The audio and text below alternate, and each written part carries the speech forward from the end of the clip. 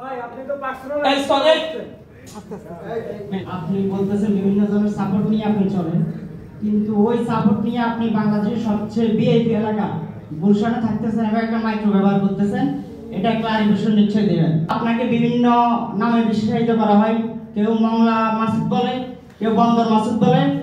এই কোশ্চেনগুলো কেন আমাকে দিতে হবে? এই উত্তরগুলো ইউ হ্যাভ আপনি আমাকে কোশ্চেন করতে পারবেন যে হচ্ছে আপনি এই 2 নাম্বার কাজ করেছেন, এটা ভুল করেছেন, এটা সঠিক করেছেন, সামনে কি করবেন সেটা বলেন। আমি কোথায় থাকি, আমি সকালে কি আলু ভর্তা দিয়ে খেয়েছি না ইলিশ মাছ দিয়ে খেয়েছি, সেই কোশ্চেন আমার মনে হয় যে আমি কেন, এটা তারেক রহমান সাহেবের ক্ষেত্র আহমদুল সালাম ভাই বলছেন যে কোশ্চেন করা যায় না।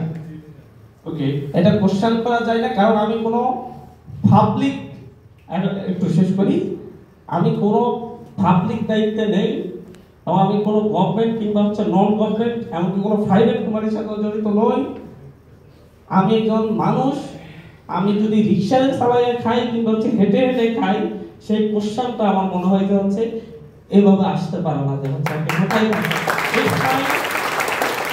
It's my security concern where I live and it's my security question by how I go.